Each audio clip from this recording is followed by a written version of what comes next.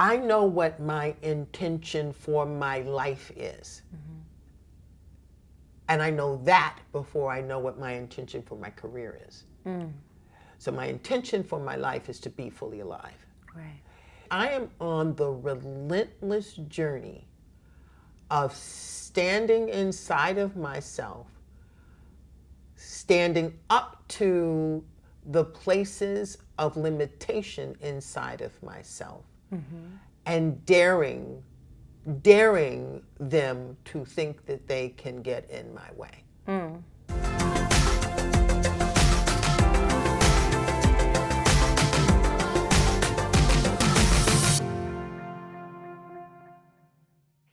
You all, this is such an amazing treat to be here with this queen.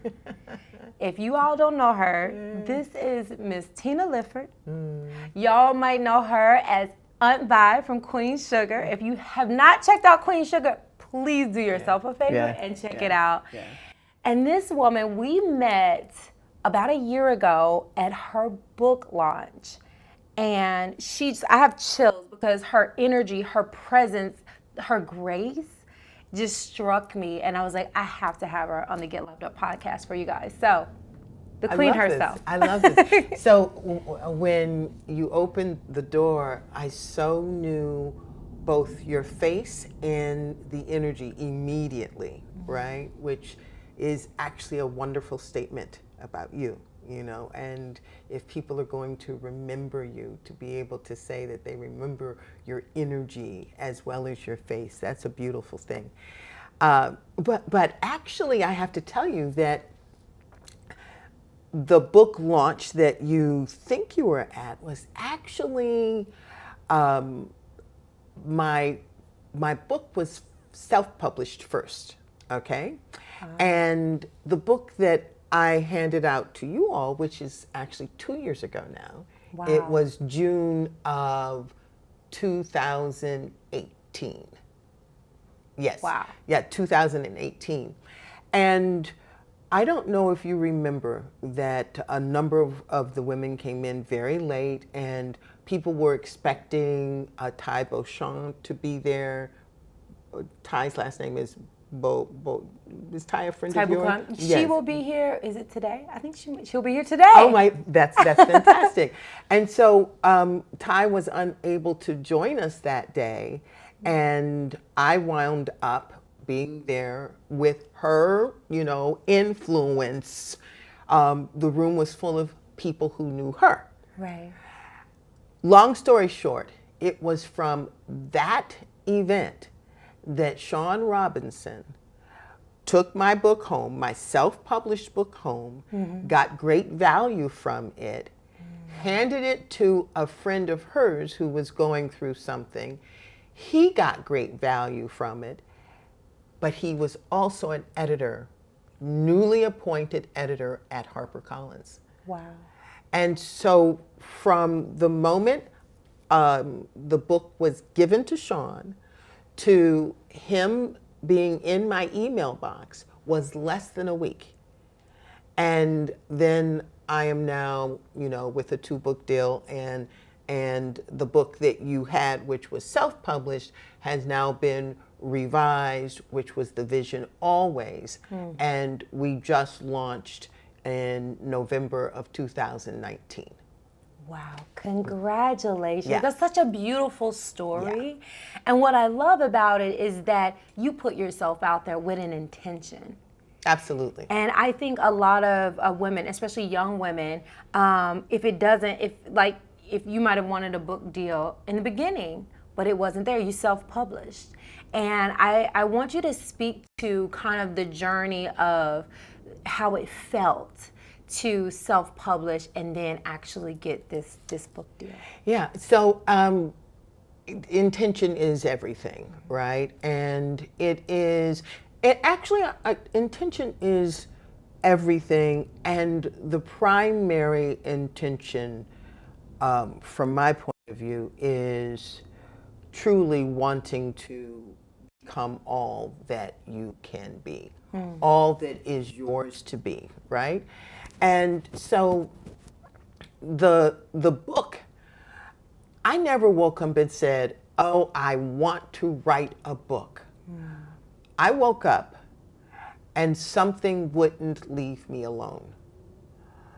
And because I want to always fulfill that is calling me, I followed this thing that just wouldn't leave me alone. And it was the hardest thing I've ever done because I didn't at the time consider myself a writer. And going through the process of writing, it was hard because I had to learn how to write out of my ego, meaning literally I had to learn I had to use writing to get out of my ego. Because I would write and then I could see the ego on the page. I would write and I could see. What does that look like, to see the ego? The ego on the page. I was trying to say something. I was trying to be something. I was trying to teach. I was trying to, as opposed to being. And being is always far more magnetic. Absolutely. Right? It's like a lot of people try too hard instead of allowing. Absolutely. And in that allowing, it's just being who you truly are. Absolutely. Because the allowing actually becomes an exercise of you with you. And the other people and circumstances just exist so that you can grow into you. That's when you're allowing. The ego is, me saying, this is who I am. This is how I want to be seen. This is, how I want to be affirmed and all of that. And how did you calm the ego? The answer to almost every question these days for me is, a question like, how did you? The answer is always, I wanted to. I swear, to the degree that we want freedom, we shall have freedom. To the degree that we yearn, to the degree that we reach, we will have what we are yearning for or reaching for. I just, on my Instagram, we did a post that said, want freedom, then reach for it. And if one hand gets tired, use the other. You have to just keep reaching. And the more you reach, the more will be not just delivered, because it's not like it's given, but the reaching creates the pathway, creates the membrane. It thins the membrane so that the thing that you're reaching for and the heart that you're reaching with all sort of recognize each other and become one. But not only did you reach, you also built a lot of foundation. You wrote the book. You let the message come through you. So having that message out there and having that message touch so many people, including myself, which is why I'm happy you're here today, how did it feel to, wanting to tame the ego, taming it, getting the message out there, and then seeing it evolve? Because then you were being, and this beautiful transition from a self-published book to a published by HarperCollins book happened. So tell me about the kind of feelings that you went through when this happened to you. Yeah, so it's a great question. For me, the ego is anytime I am in my head convinced about how it should look or happen, that's the ego. Because, what's that wonderful saying? Want to hear God laugh? Make plans, Right. something like that, right? Right? Yes. So it's interesting I always want to do whatever I do to the best of my ability. So it wasn't just writing a book. I really wanted to say something. Right. And one of our superpowers is our ability to objectively look at self, objectively. And so when I was writing and I would read what I was writing, objectively speaking, it was crap. And I needed to be able to tell myself that.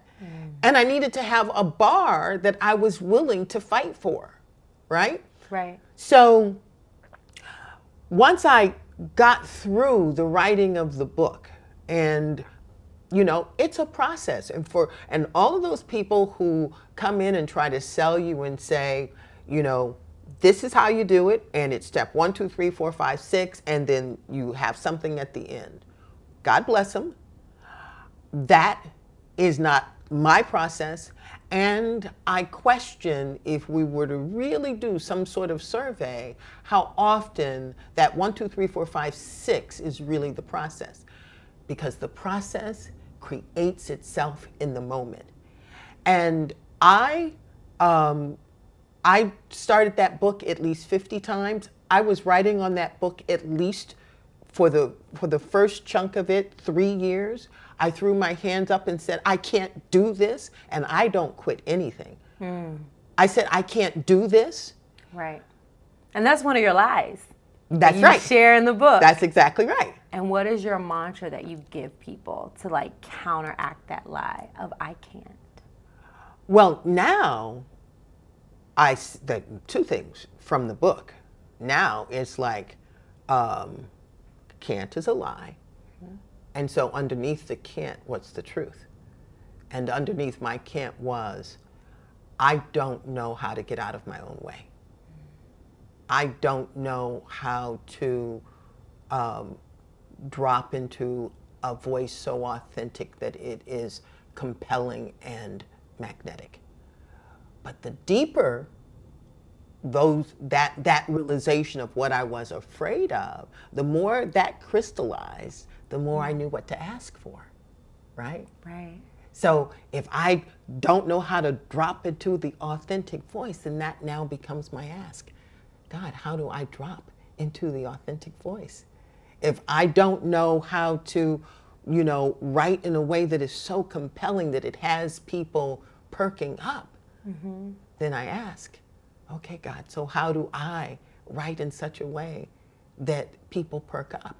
So for you, it was just the asking. Constantly the asking. And that's asking is a very vulnerable state.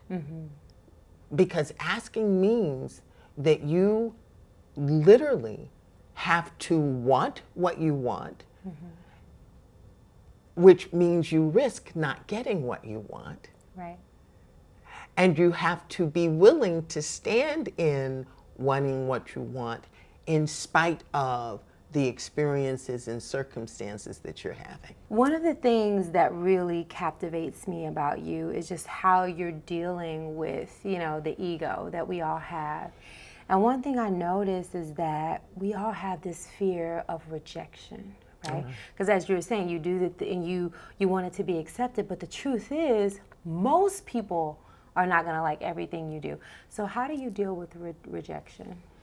It's a great question, Koya. And I approach rejection in 2 ways. Number 1 is the biggest and most painful and damaging kind of rejection is rejection of self. And there are so many subtle ways that we reject ourselves. Sometimes we reject ourselves running after other people's approval. And if you think about it or just explore it, as an exercise, the next time you find yourself in pain, in any kind of emotional pain, peer into that pain and see what is in it that is truly the most painful? Is it? It will likely be that you are in pain because you feel that someone is going to see you in a certain way, and you judge that way as not good enough. You judge that way as in some way having you show up less than how you want to show up. Right. And that hurts.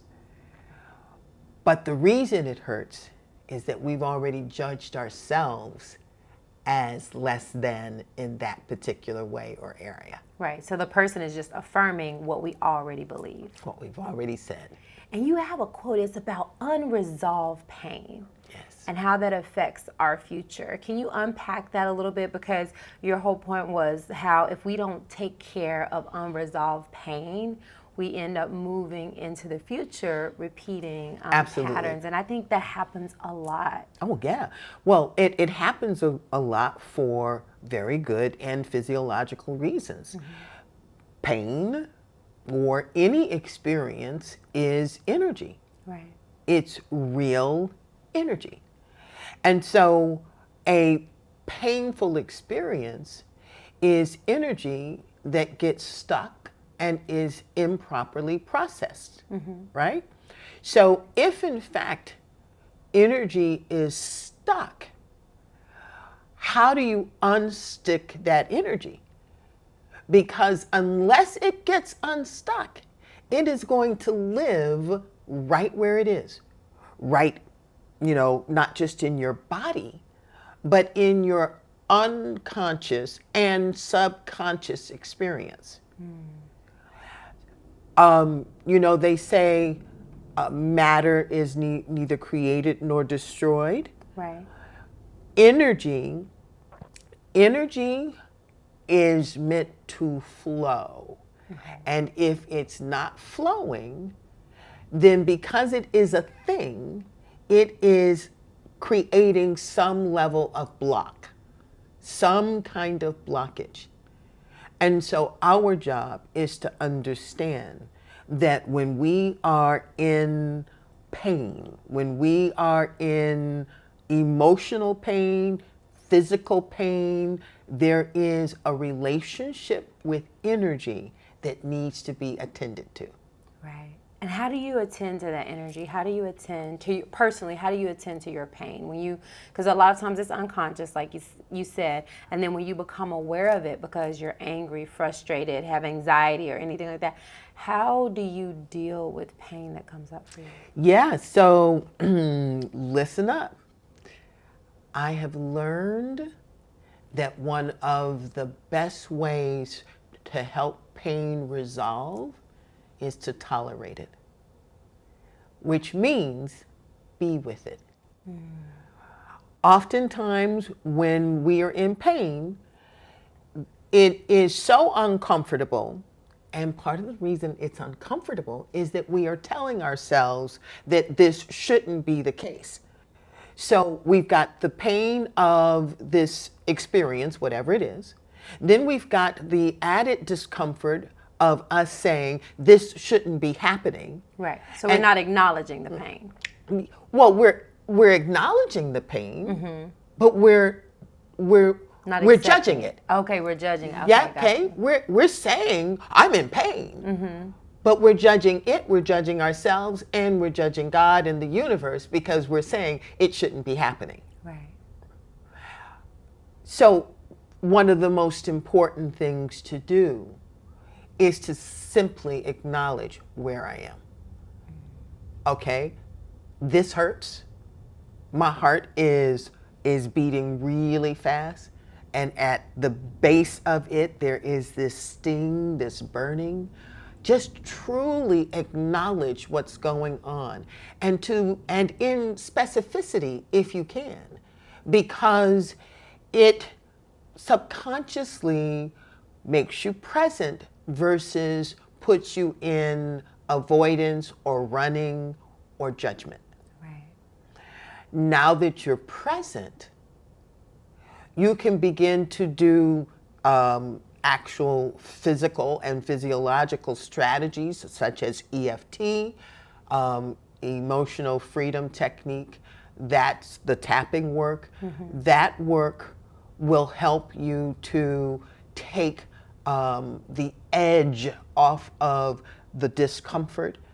And the moment you experience that, literally just tapping, certain points on your body in the ways prescribed, it literally changes the level of anxiety that is flowing through you. Right.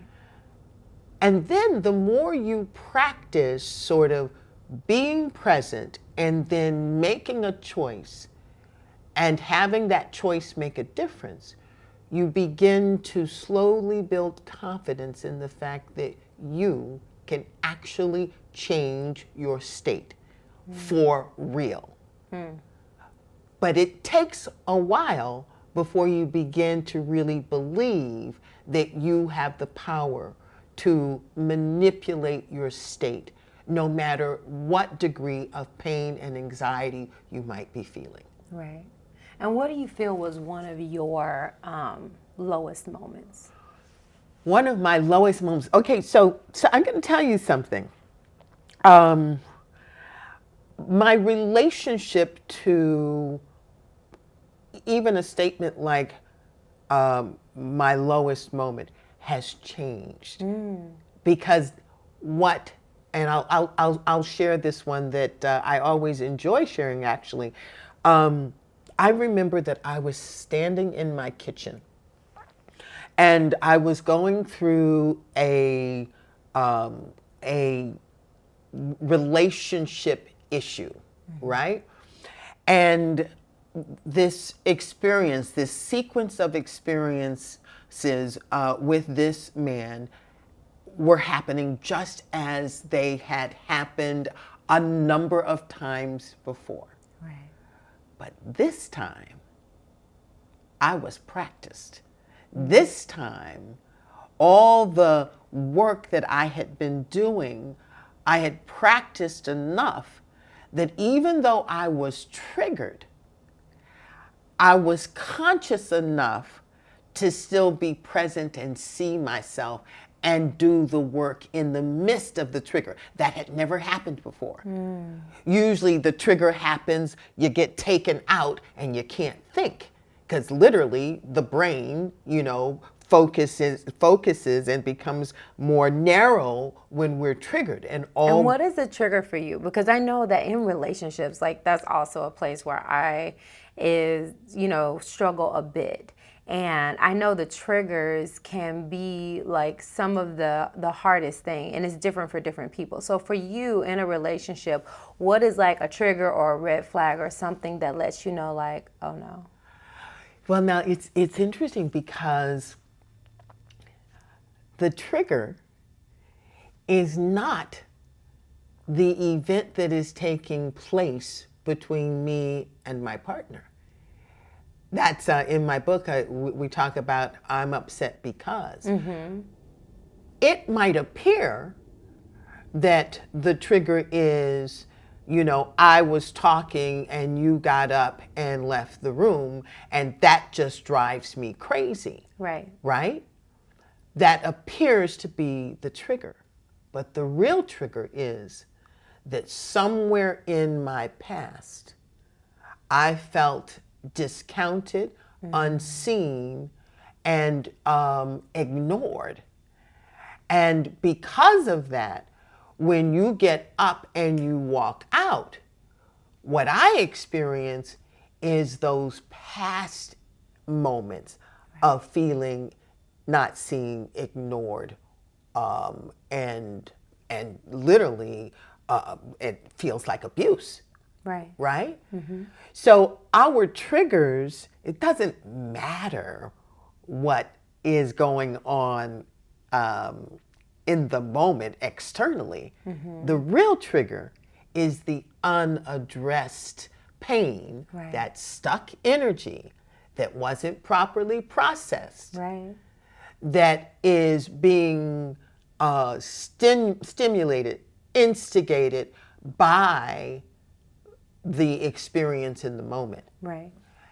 And as we practice and become more conscious, so that we can even be conscious in our most upsetting moments, meaning be conscious, be able to see where we are. The more we can see where we are, the less, at least this is the case now with me after years and years of practicing, years and years of building my strength and resilience around those reactive moments, so that I can now stay present and see myself in the midst of a trigger or reaction. And now I know, oh, what's really going on here is an opportunity for me to reclaim my power from that lie that became that stuck energy that now lives inside of me as a trigger point. That's powerful. That's so powerful. So when you find like, okay, this is this unresolved pain, what are your steps for like dealing with that?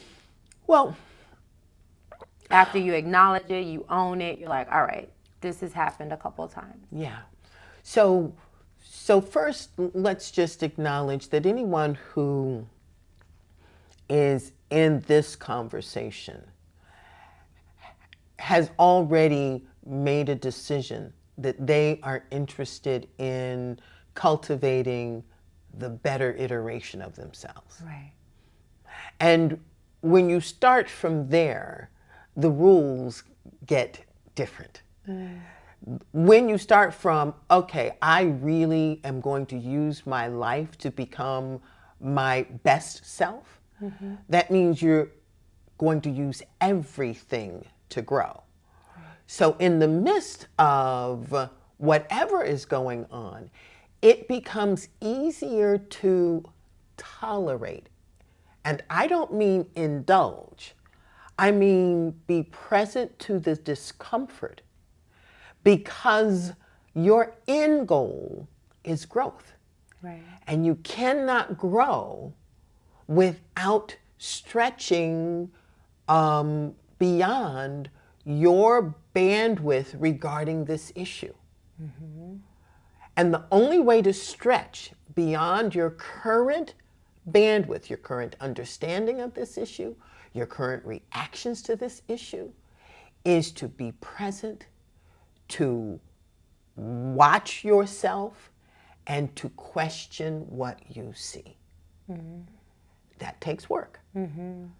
But when that becomes your game, going back to the day that I was standing in my kitchen and all of this started clicking and I started to see it like I had never seen it before, and it has literally changed how I am in any discomfort. I was in the kitchen. I just stepped up out of the garage. I was in the kitchen, moving, in pain, and all of a sudden I said, "Oh God!"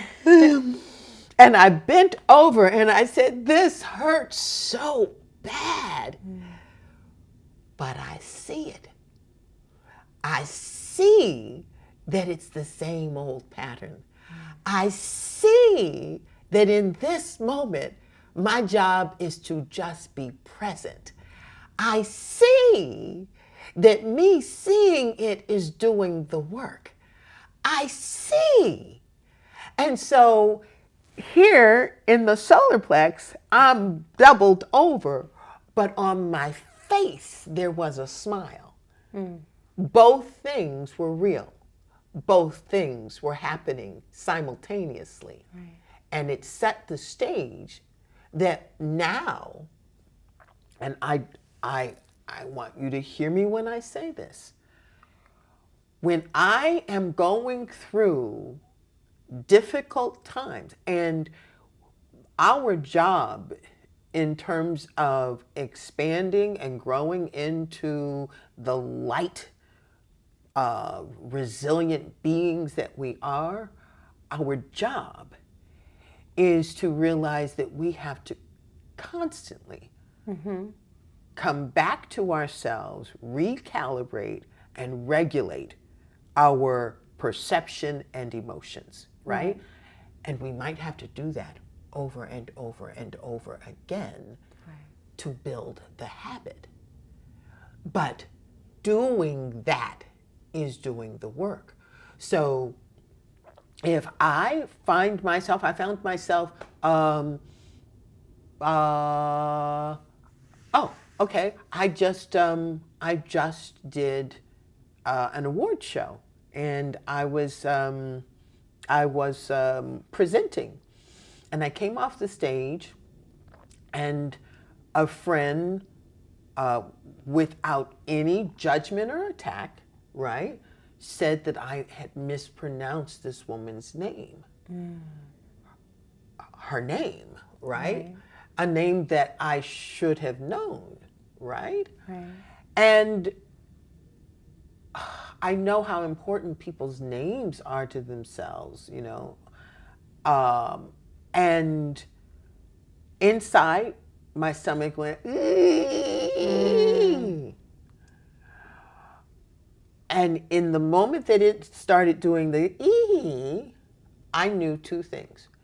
I knew that if I didn't step in right then and begin to have a rational conversation with myself, that discomfort would easily sink into some level of judgment.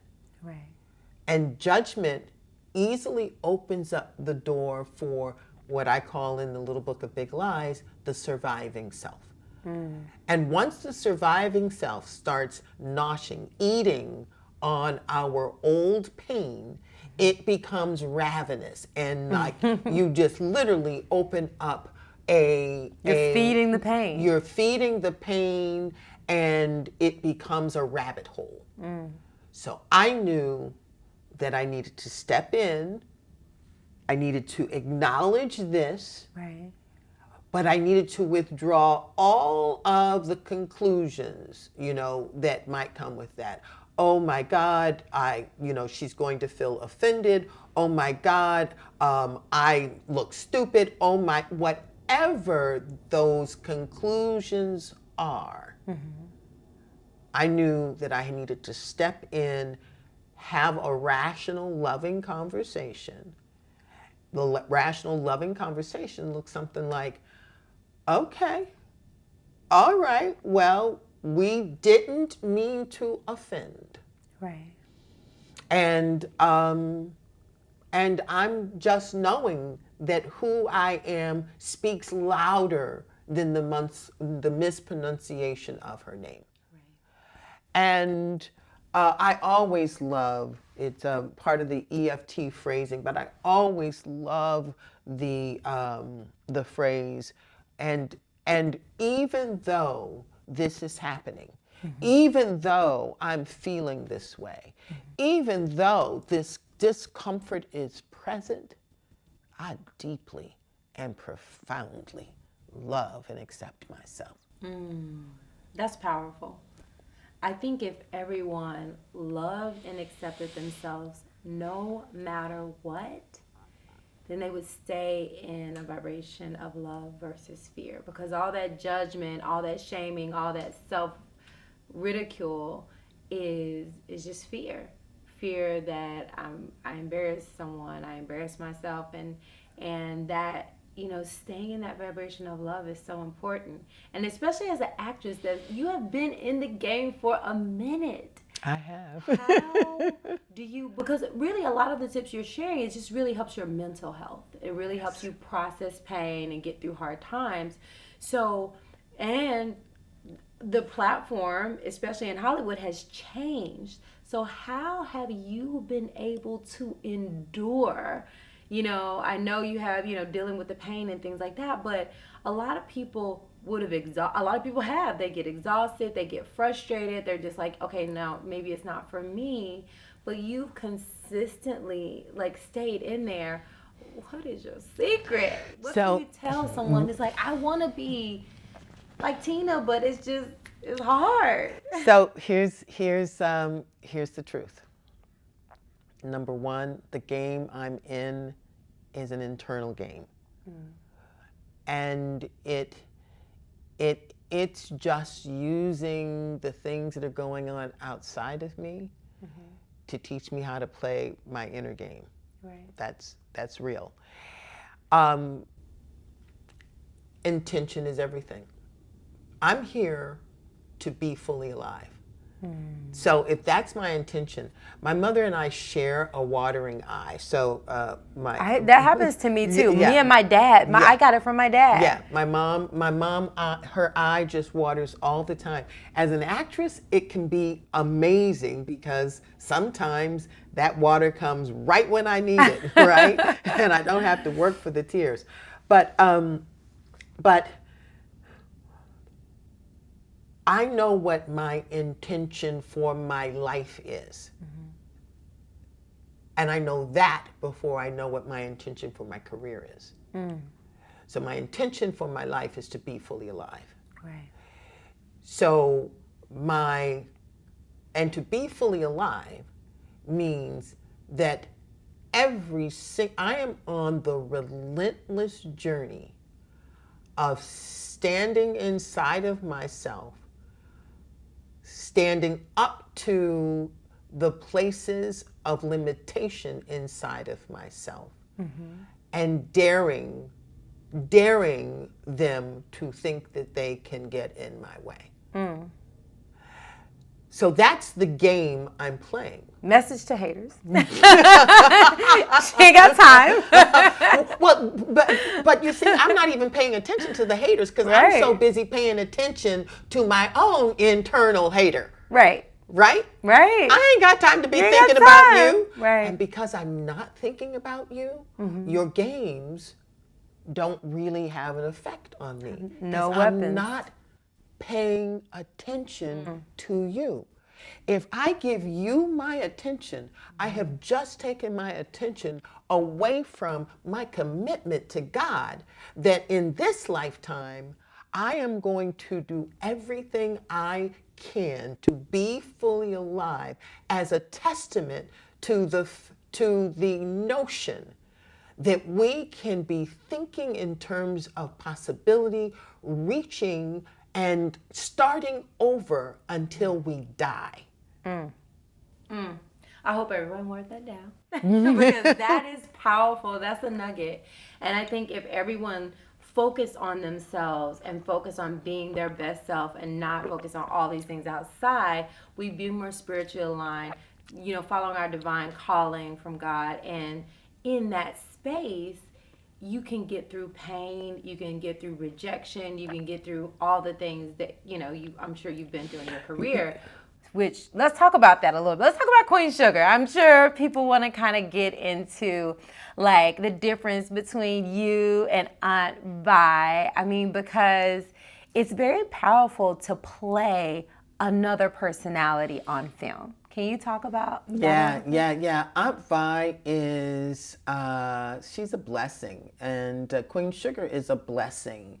And it's a blessing because you could go and if you find the right journal, because Lord knows I have, I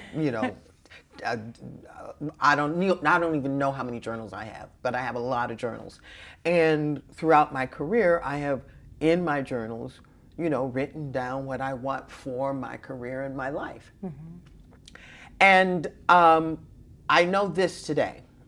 I wanted to be a respected, successful, sought-after working actress. I said that over and over and over again in my journal throughout the years, and I am that. You are. What would have happened if I had written, I want to be the most, and I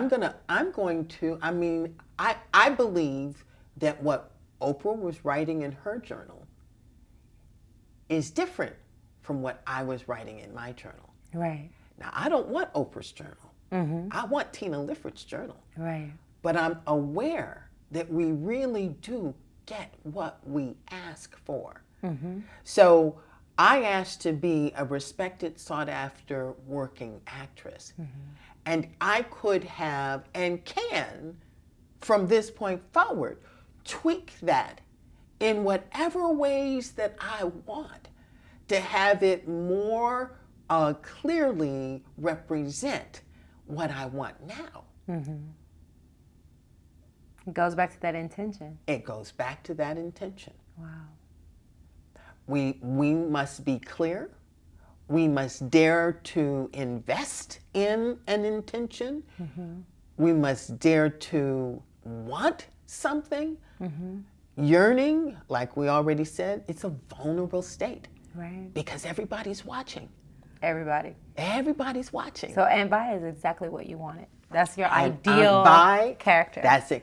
Aunt Vi, I said, I want to, and this is in my journal, I want to be number 3 or 4 on the call sheet. I want to be in a kick-ass ensemble where I shine and stand out in a way that is undeniable. And what happened was that in a wonderful show working with amazing actors, all young and beautiful, how did this, 60-something character rise to the top and find her own place to shine? Because you look young and beautiful. Let's just be honest. You're glowing, minimal makeup. Let's just be honest real quick. Because you look young and beautiful. Like, oh my goodness. But you and intentional, yes. Intentional. That's what I'm talking about. That's what I'm talking beautiful. about. That's what I'm talking about. And so Aunt Vi, the way in which Aunt Vi is different from Tina Lifford is that Aunt Vi, at least she started Queen Sugar, season 1, far more judgmental than I am. But guess what? I used to be far more judgmental. So you can relate. You're like, this is easy to play. So the journey that Aunt Vi had to take is a journey that Tina Lifford took. Aunt Vi was rigid, black and white. Literally, black and white. She didn't even like white folks coming up in her house because this was, a space is just supposed to be for herself. But Tina Lifford had actually, in my own life and world, I had to challenge my own ideas about life, my own smallness, my own limitation and narrow-mindedness. And so I got to revisit that younger, more confined parts of me in this character.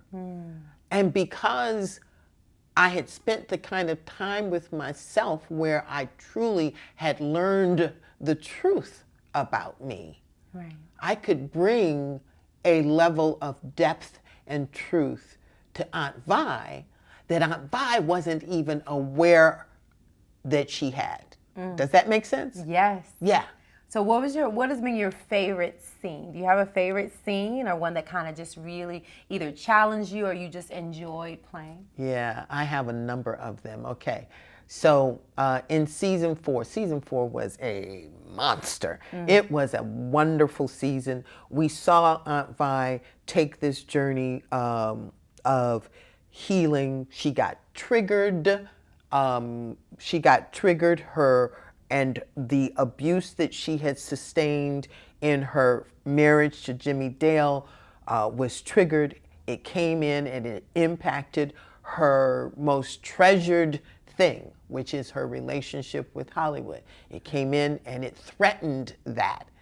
And she had to make a choice to either succumb to this trigger and potentially lose that cherished relationship and its beauty, or find a way to get around or to free up the stuck energy that was in that trigger, that was in that abuse. So that was her journey in season 4.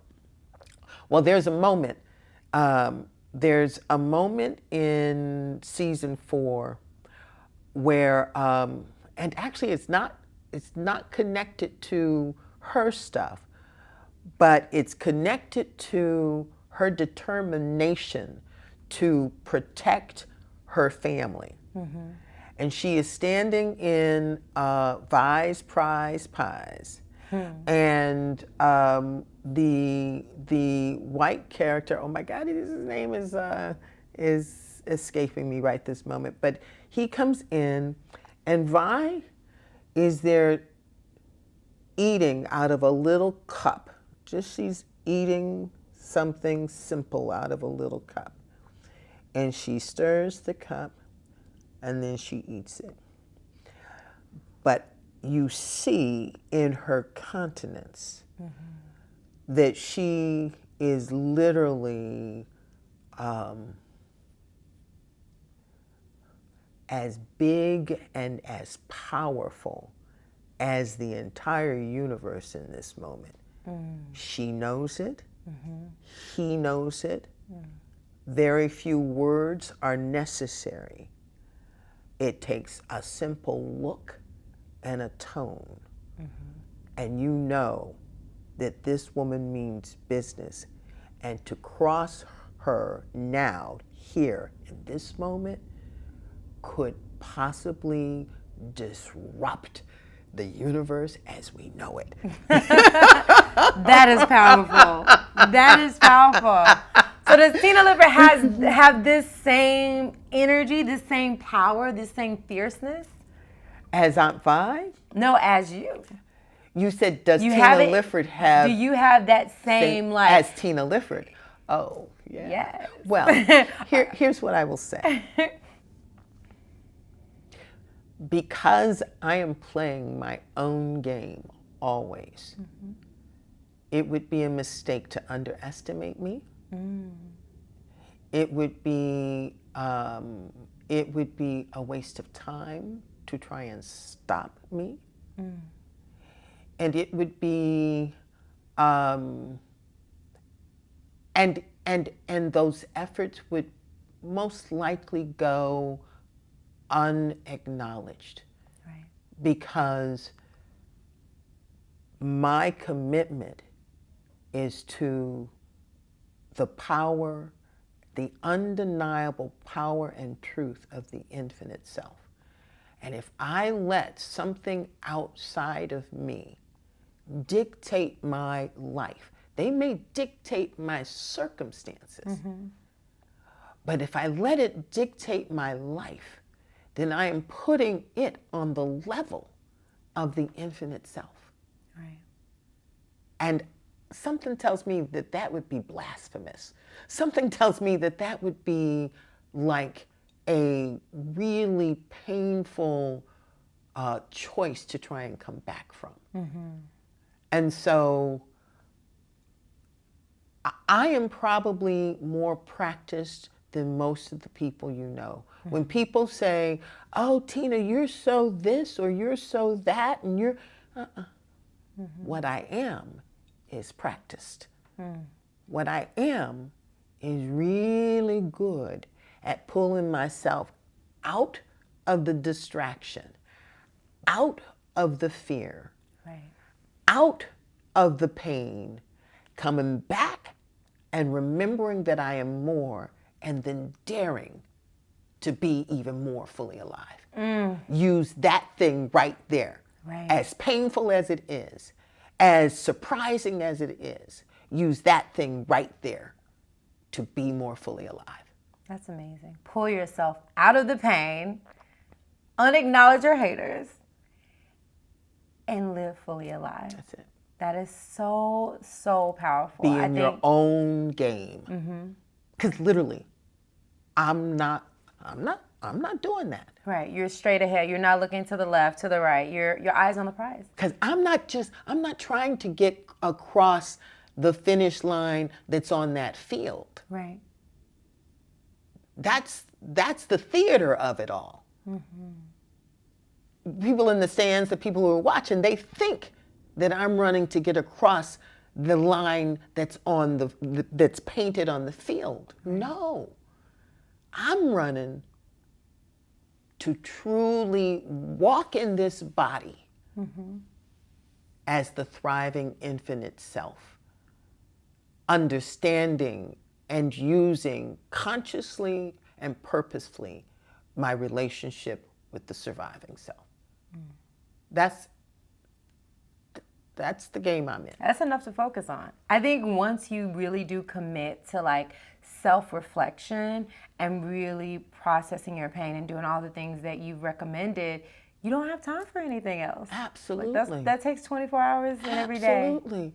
Do you really think that this cosmic construction called life that we can't possibly totally understand?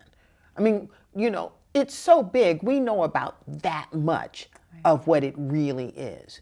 Do you really think that all of this is so that I can come here and be involved in some sort of mean girl, fear-based behavior, Right. relationship, point of view or perspective? Ernest Holmes has a quote that I just love. It said, "Faith is the most important thing there is, and you cannot get to the grandeur of its possibility through petty thinking and small-mindedness." That's powerful. So if I'm over here engaged with whatever it is you're throwing out, or engaged with my own trigger Right. to the point that I'm trying to assuage my discomfort by attacking, blaming, protecting, out here, that's a petty way Right. to move through this amazing cosmic experience. 100%. And how do you deal with, because being in your position and doing all this great work and seeing the increase of especially women of color, behind, in front of, and all around Hollywood when it comes to award season and all these awards. And I know there's a lot of controversy around, being snubbed and not being valued and not being seen. How do you deal with that, and what is your take on it, just how to deal with those emotions? Because I know you feel it as an actress, but also as your fans feel it too, because they want, we live in a world where we, really value awards and we value accolades and things like that. So how do you kind of deal with the ins and outs of like the awards and the acknowledgments and the things that we all look forward to? Like if you do something, you like it when someone says, "Oh, great job, that was a good scene," and things like that. And so when you get an award, it feels good. So being in the industry and seeing, year after year, there being, sways to the left or the right, what do you feel about, what's happening? So, what I think you said something like, of course you want these acknowledgement, and the acknowledgement, in essence, of others. And I will say that it is right there in awards season, or right there as an entertainer or a person who is in the position to be awarded or applauded, that it is right in that arena where practicing the notion of being in it and not of it, desiring but not attached. I make all the room in the world to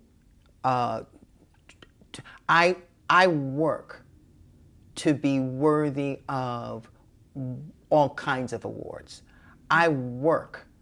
Meaning I bring to my work a level of intention, a level of commitment that I hope is worthy of being awarded.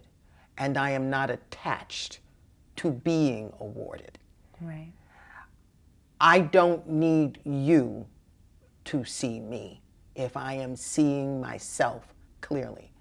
And if I am seeing myself clearly, then and I don't receive an award, that's a very rational conversation that I get to have with myself. If there's 5 people and I'm not one of the ones awarded, okay, there's 4 of us. It's really nice to be here.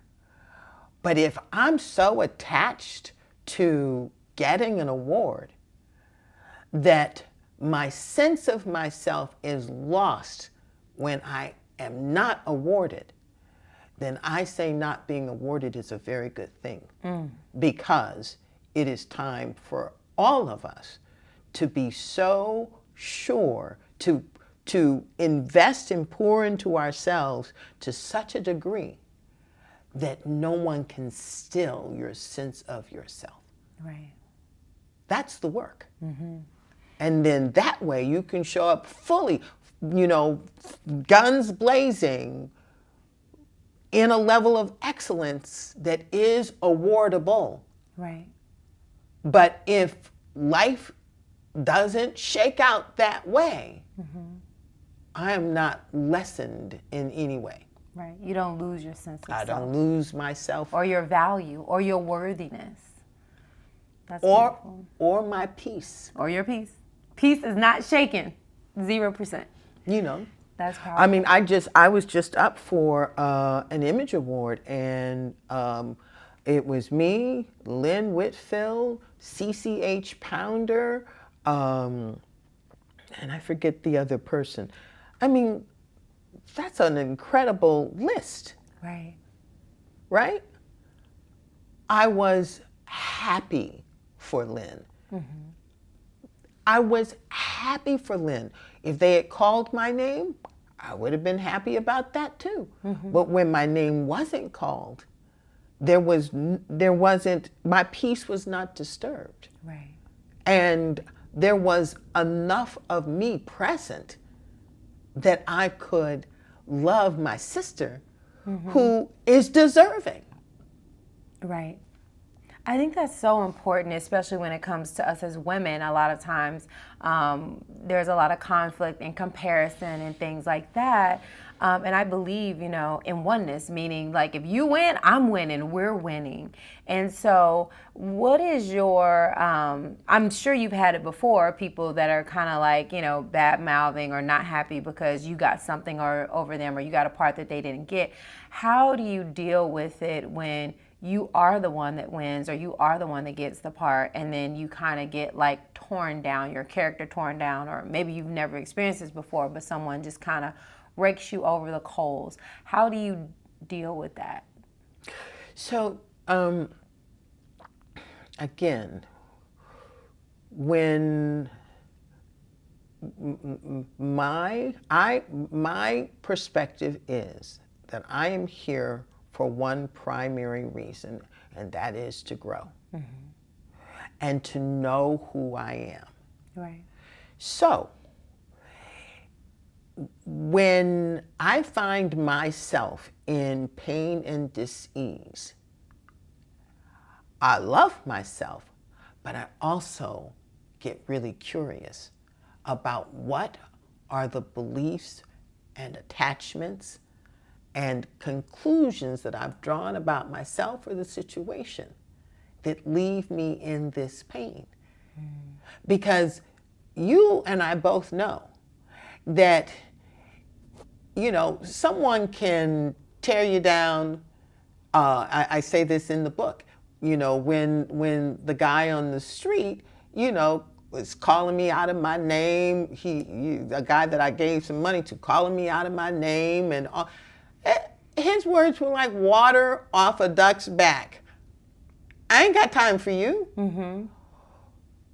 So when I can't do this, Right. what's going on inside of me? What's the beliefs about myself? How have I become attached to either how I'm being seen or whatever? Why is this disturbing my peace? I'm not saying that it needs to be judged and that it shouldn't be happening. Right. I'm saying in that it is happening. What is the information that I can learn from it? What can I learn from this happening? Because if it didn't matter, it would be like water off a duck's back. So what's different?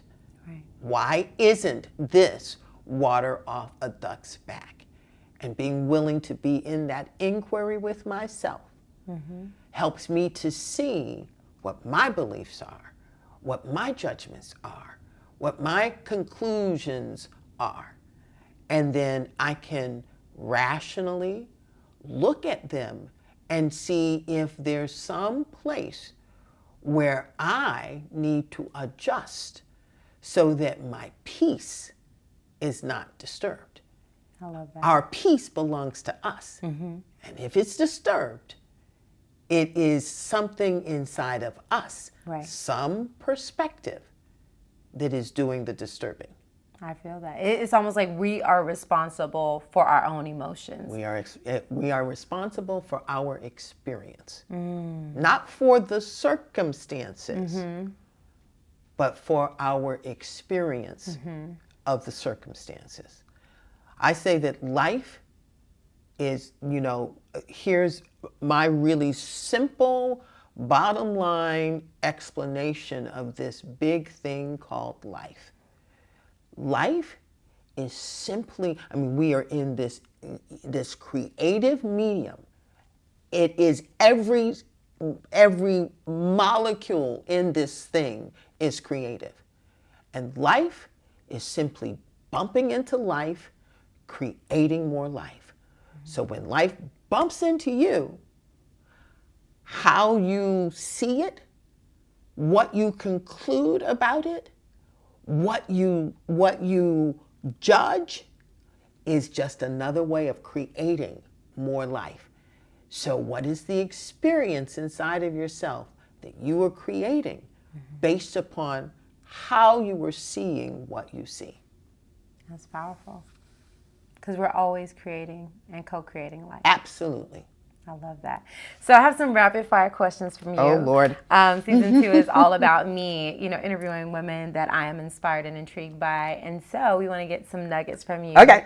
Number 1, what is your favorite book or a book you love that you read recently? Water Dancer by Ta-Nehisi Coates. I don't know if I'm pronouncing his first name correctly. Well, we're going to give you grace because Yes. that's what you taught us. Yes. And then your favorite movie? My favorite movie of all times is The Godfather. Oh, nice. And your favorite movie this year, like that's been out in the last year or so? My favorite movie this year, you know what? I loved, was it Aladdin that Will Smith was in? Oh my God, I loved that movie. Yes, I love that one too. I loved that movie. It gave us all so much permission, right? I love Disney movies. Yes. I'm a Lion King fan, but Yes. Aladdin is one of my favorites. Oh, it was so good. So good. It's so good. And then, what is your? No! You got another one? No, yes, and Give it to us. definitely the Joker. The Joker. The Joker was. I don't think I've seen the new one. Let me tell I need you, to go see it? you have to go see it because the Joker, it is one of the best mental health or mental wellness movies. It so depicts the importance of us all understanding that everything we say and the things that happen to us, they make a difference. So watch how you treat people. Right. Watch what you say. Watch what you internalize. Okay, sorry, go ahead. I love that. No, Joker on my list. And so your favorite book, your favorite movie, and also your favorite, like, and I mean, like, I know there's a lot of music out there, but what can you like turn on every day and it brings you joy? I don't listen to music. Really? Are you kidding me? I know, it's crazy. How is it possible? I don't know. It's a really crazy thing about me. I don't know why I don't really hear music.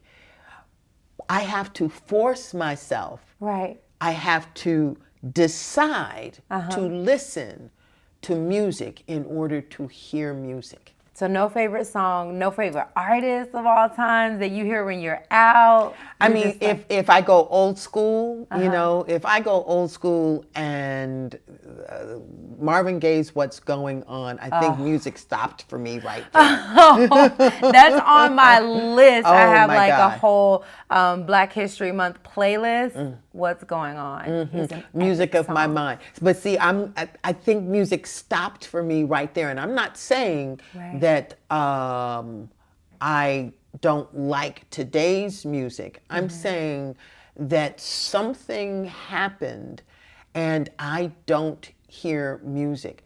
But then I also, when you walk into my house, you won't hear anything. There's no music on, there's no television on, there's no radio on. I don't ever turn the radio in my car on.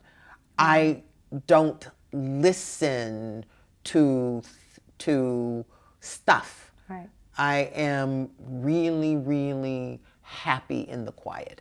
That is powerful. I guess you're listening to your thoughts all day. It's a constant connection with self. I think that's very, very, because I always find myself being careful of what I'm absorbing. But you're like, I'm not absorbing any of that. No news. None of it. I mean, I have my ways of knowing what's going on, but I am definitely in relationship with myself in a very, very committed and practiced way. That is powerful. And how do you get loved up? How do you get loved up? So I get loved up in lots of ways. Okay. I get loved up every single time I even think about my family, because there's so much love that we share, period. I get loved up every time I have the grace of having chosen a friendship or relationship well enough that in the difficult moments we can talk through stuff. I get loved up playing, just being willing to have fun and claim that as a priority. I get loved up every single time I go to my journal and dare to dream, dare to extend and revisit and reimagine what I think is possible for myself. I get loved up just standing firm in the commitment that this life is supposed to be an opportunity to thrive. And what does that look like? And then getting really sucked in to the curiosity of all of that. Right. That is so beautiful. You are so beautiful inside and out. And I just want you to share with people a little bit about your platform outside of being an amazing, phenomenal actress, about your inner fitness platform. Well, thank you. Inner fitness is, it just makes sense, you know.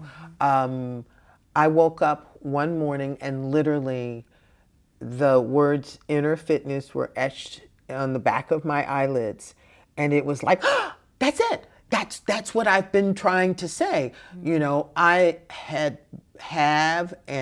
been in and different iterations of working with women and in the flowering of ourselves, right?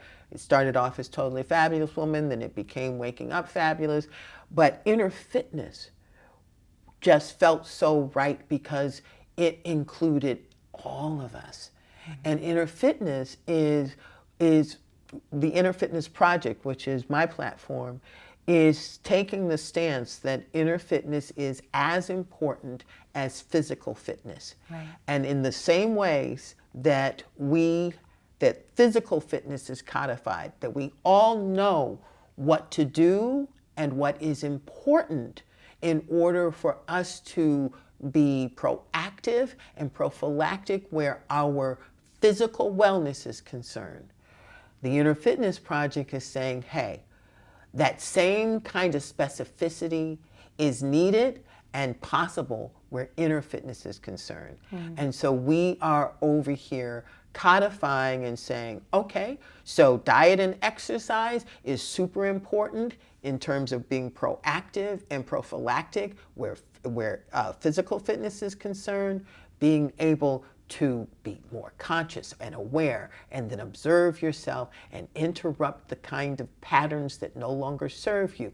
Those are basics to our inner fitness.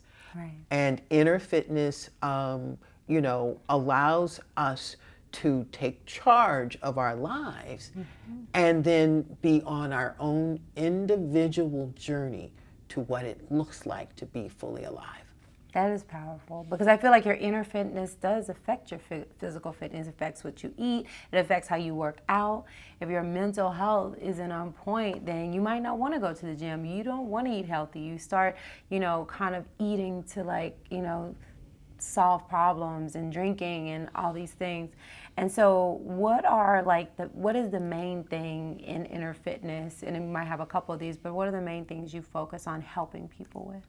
So, the inner fitness as a whole, but what tools do yes. you use? So the main part of inner fitness is becoming connected to yourself. Right. And redefining yourself as we say creative, resilient, empowered to choose, whole and worthy. That's who you are up front. That doesn't change. And so we provide spaces. We do a weekend, whether it's a Saturday or a Sunday, but every weekend we have some sort of inner fitness workout where you can, just like people come to your yoga class, people can come to our online inner fitness class, so that idea of you as creative, resilient, empowered to choose, whole and worthy is always being shored up. That there's some principles, there's some exercises, there's some opportunity where you are surrounded by information, given the time to be with yourself in the ways that you don't take for yourself, in a community that is about everyone moving forward into that next better iteration of themselves. That is powerful. Well, thank you so much for being here with me. Thank you so much. You inspire me so much, and thank you for sharing your nuggets of wisdom with my community. And just at the end, we put our hands together. Your community is very fortunate, I have to tell you. Thank you. Yeah, Thank you are a light, and you are bringing light, and that's beautiful. Thank you. So this is our love heart. And we like to say until next time, get loved up. Get loved up.